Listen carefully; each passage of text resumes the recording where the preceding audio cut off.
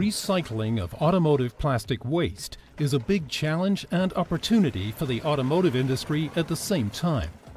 That's why Audi and plastics manufacturer LyondellBasell have set up an innovative process called the PlasticLoop. For the first time, Audi is using chemical recycling next to mechanical recycling to recover automotive plastic waste. The plastic granulate gained in this way is used for the production of the plastic cover of the Q8 e-tron seatbelt buckles.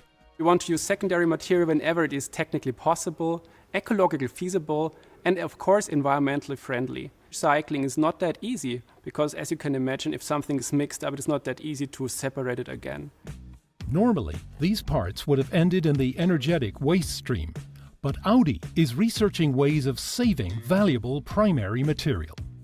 We are recycling plastic which was already in the hands of our customers, so it's called post-consumer. Chemical recycling is a good addition to the mechanical recycling.